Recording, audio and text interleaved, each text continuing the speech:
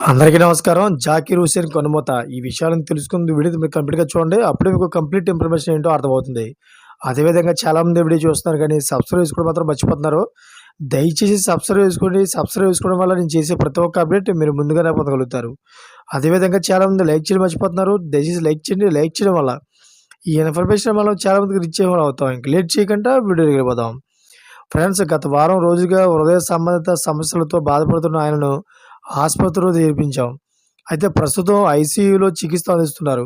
ఆయన ఆరోగ్యంపై మేమందరం తీవ్ర ఆందోళనతో ఉన్నాం అని జాకీర్ హుస్సేన్ స్నేహితుడు ఫ్లూటిస్ట్ రాకేష్ చౌరాసియా అంతకు ముందు తెలిపారు. కాగా జాకీర్‌కు రక్తపోటు సమస్య ఉన్నట్లు సమాచారం.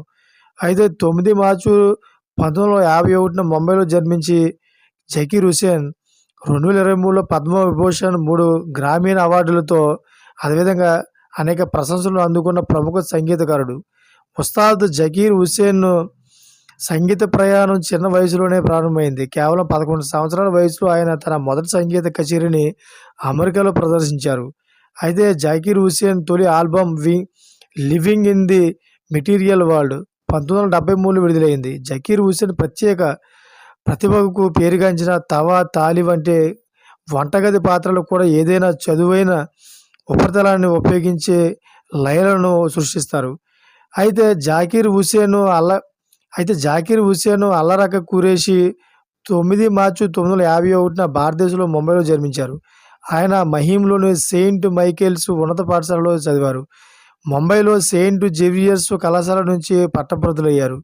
అయితే Hussain George Harrison 1973 album 'living in the material world', John Handy 1973 album 'hard వర్క్'లో భాగస్వామిగా ఉన్నారు. ఆయన Van Morrison 1979 album 'into the music and earth', 'wind and fire' 1983 album 'power లైట్'లో కూడా ప్రదర్శనలు ఇచ్చారు. ప్రముఖ తబలా విద్వాంసుడు ఉస్తాద్ జాకీర్ హుస్సేన్ ఆదివారం కన్నుమూశారు. అంతకుముందు అనారోగ్య కారణాలతో ఆయన అమెరికాలోని ఆసుపత్రిలో చేరారు. చికిత్స పొందుతూ ఆయన ఆదివారం తుదిశ్వాస విడిచారు. చాలా ఏళ్ల క్రితమే అమెరికాకు వెళ్లిన జాకీర్ హుస్సేన్ అక్కడే స్థిరపడ్డారు. Thanks for watching friends.